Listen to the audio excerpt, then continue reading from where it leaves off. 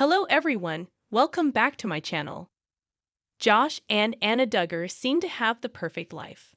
The early seasons of TLC's 19 Kids and Counting featured their courtship, wedding, and the births of 4 of their children. Then their bliss was shattered several times over as Josh's horrendous secret life was revealed. In addition to being exposed as a user of the Ashley Madison cheating website, he also had a history of child molestation and a computer full of child sexual abuse images. That last crime finally resulted in the arrest of the oldest Duggar sibling and a highly publicized trial which ended in a conviction. It was another devastating blow for Anna.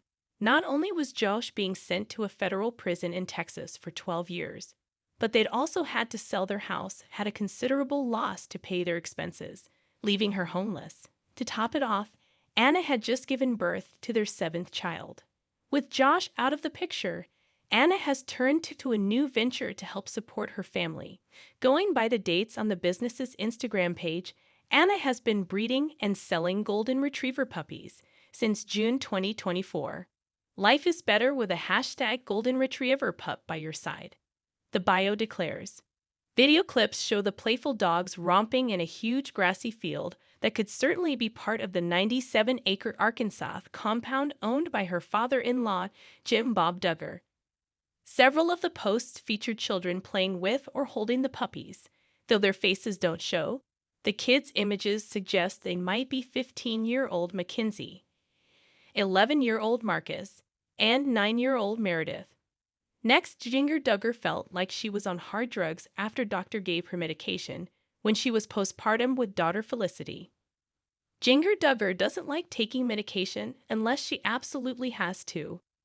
After she gave birth to her first child, daughter Felicity, in 2018, Duggar, 30, made an exception and took what she thought was something like ibuprofen so she could endure the 2.5-hour ride home from the hospital. It was not ibuprofen.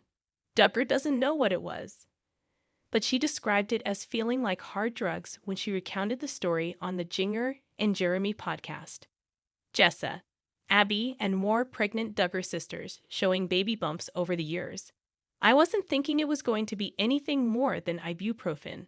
They gave me some serious, like hard. I was gonna say hard drugs, she said on the episode released Wednesday, November 20. Doctors gave her the medicine about 10 minutes before the couple left the hospital in San Antonio, headed back toward their home in Laredo, Texas. They gave me something, and I don't remember what it was, but it made me so nauseous, she said. I felt like I was going to vomit the second I got in the car. With the Counting on crew by her side for the trip home, Duggar needed to ask them to turn off the GoPro cameras they were using to document the ride. Jinger Duggar and Jeremy Vullo's relationship timeline, from courtship to married with children. I sat in the car with the AC blasting, and I was just so sick, and I felt shaky, she said. I felt horrible. And to this day, I don't know what that medicine was they gave me, but I will never let them do that again. Jinger Duggar felt like she was on hard drugs after doctor gave her medication when she was postpartum with daughter Felicity. Duggar's sickness lasted the entire ride back to Laredo, putting the arrival home with the new baby into jeopardy for the crew. They had to give me a little bit of time, and then they took another lap around the block. Once I was feeling a little bit better, she remembered. They turned the GoPros on to make it look like I was pulling up into the house, even though I'd been there for a bit. Jinger Duggar claims 19 Kids and Counting was sometimes cut in a way her family didn't like.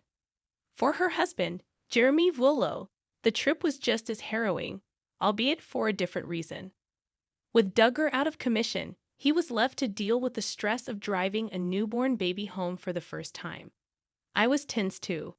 I was like 2 hands on the wheel. You've got his fragile little baby, who even in the car seat looks like a peanut, he said. And so I was just looking at all these reckless drivers. I'd never been more conscious in my life. I was more conscious of the rules and regulations of driving than when I was taking my driver's test. Thankfully for both, Duggar said she learned her lesson. When she had daughter Evangeline in 2020, she said that after the epidural, she told the doctors only to give her ibuprofen.